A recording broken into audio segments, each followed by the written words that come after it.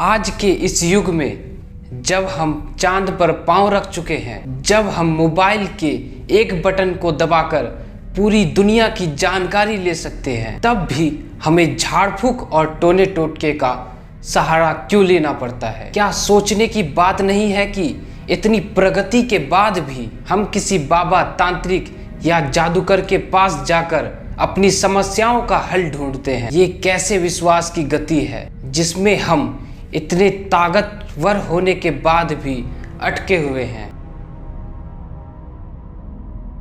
आज हम समझेंगे कि ये जो हमारे बीते हुए समय का अंधविश्वास है, क्या ये हमें आगे बढ़ा रहा है या फिर हमारे कदमों को रोके हुआ है। एक बार मैं एक व्यक्ति से मिला जो अपने परिवार के एक सदस्य के बीमारी से परेशान था। डॉक्टर के पास भी गया, दवाई भी ली, लेकिन कुछ फर्क नहीं पड़ा।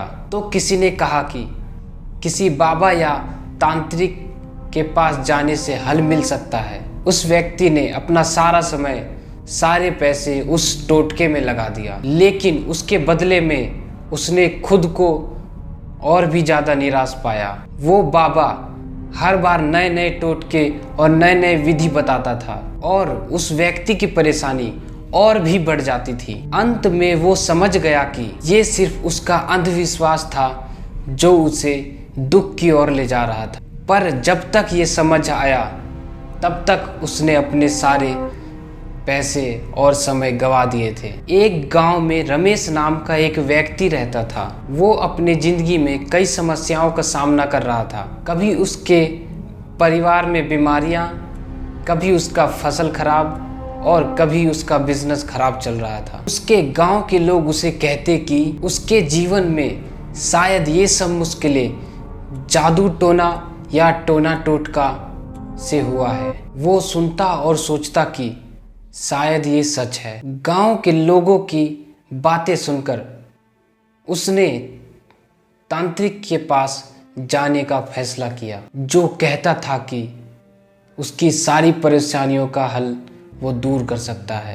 तांत्रिक ने उससे कई अनुष्ठान और पूजा पाठ करवाए, कुछ विशेष टोटके करवाए और कहता कि इससे ठीक हो जाएगा। रमेश ने ये सब कुछ किया, लेकिन कुछ दिन बाद वो देखता कि उसकी जिंदगी पहले जैसी थी वैसी ही है। ना उसके दुख कम हुए और ना ही मुश्किलें कम हुई। उसके मन में एक सवाल उठता है, यदि इन सब जादू टोना में शक्तियां हैं तो मेरे जीवन में बदलाव क्यों नहीं आया।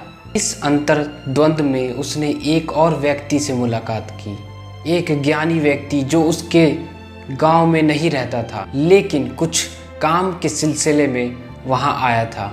उस ज्ञानी ने कहा, रमेश, ये समस्या जो तुम्हारे जीवन में है, इनका समाधान किसी जादू टोना या टोने टोटके में नहीं, बल्कि तुम्हारे अपने विचारों में है। तुम्हारी अपनी क्षमता और सोच में ही वो शक्ति है जो तुम्हारे जीवन को बदल सकती है। तुम क्यों अपनी समस्याओं का समाधान किसी और के हाथ में देते हो।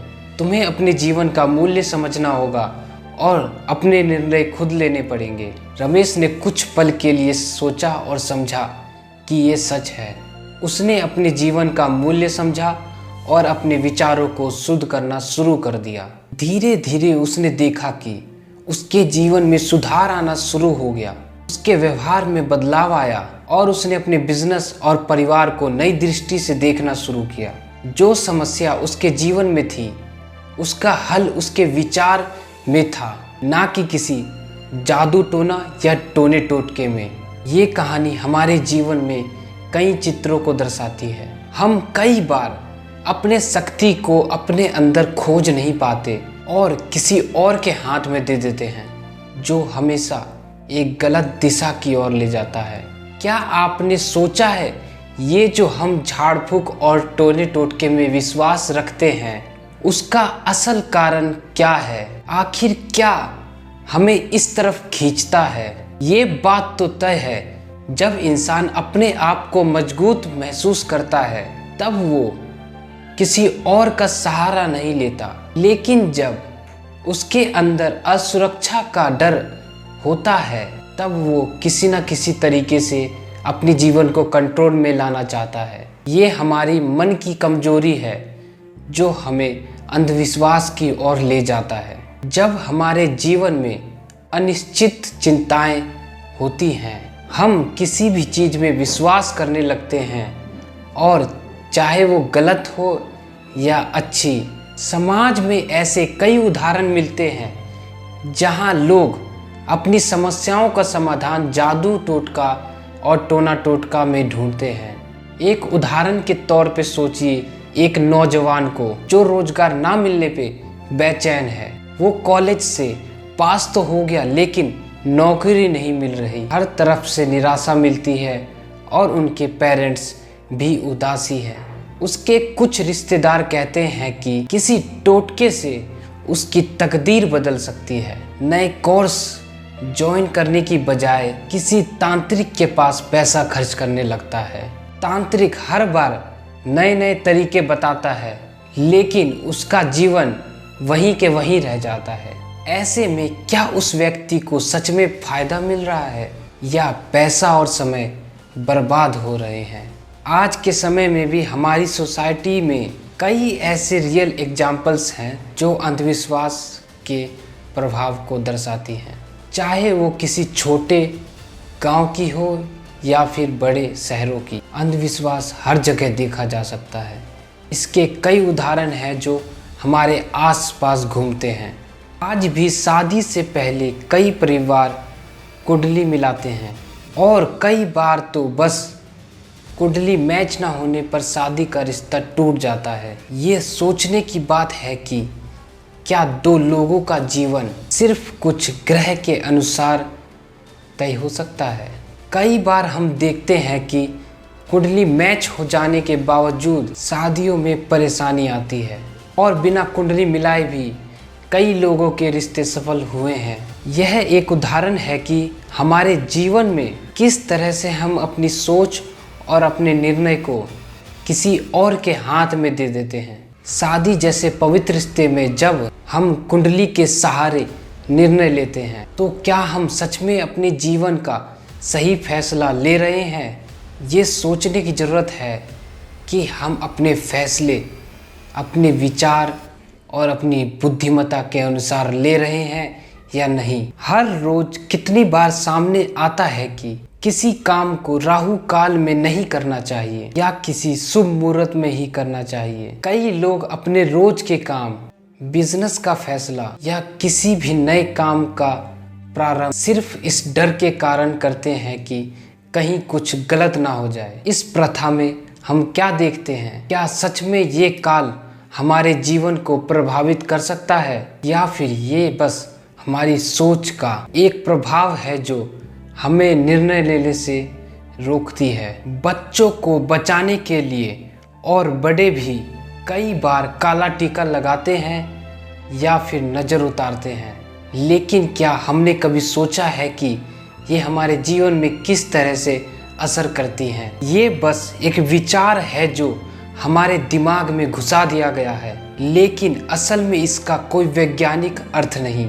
हमारे भविष्य को काले टीके से सुरक्षित रखना एक भ्रम है। आप सोचिए, आप खुद कभी किसी ऐसे परेशानी में फंसे हैं जहां आपको लगे कि कोई जादू टोना या टोना टोटका मेरी जिंदगी बदल सकता है? आपको सोचना चाहिए, क्या ये सहारा लेना हमारी असली शक्ति है या हमारी कमजोरी का प्रतीक है? जब हम अपने जीवन की असलियत को समझने के बजाय किसी और के नुस्खे अपनाते हैं, क्या हम सच में अपने जीवन को नया रास्ता दे रहे हैं?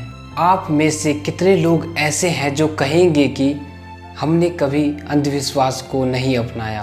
कई बार ऐसा होता है कि हमारे जीवन में एक छोटी समस्या आती है और हम बिना सोचे समझे किसी और के कहने पर टोटका करने लगते हैं। एक छोटी सी चिंता भी कभी कभी इतनी बढ़ जाती है कि हम बिना सोचे समझे अपने विचारों को कंट्रोल करने की बजाय उस डर को अपनाते हैं जो किसी और ने हमारे मन में डाल दिया है। एक पल के लिए सोचिए, क्या ये संभव है कि हम अपने विचारों को मजबूत बनाएं, अपने डर का समाधान हम खुद में ढूंढें और अपने जीवन का निर्णय अपने हाथों में लें। लेकिन जब हम अंधविश्वास में उलझ जाते हैं तो हम अपने अस्तित्व को किस तरह से कमज़ोर कर रहे हैं। इस मोड़ पर आकर हमारी समस्या एक विशाल रूप ले लेती है, जो फिर हमें अंधविश्वास की ओर खींचती ले जाती है।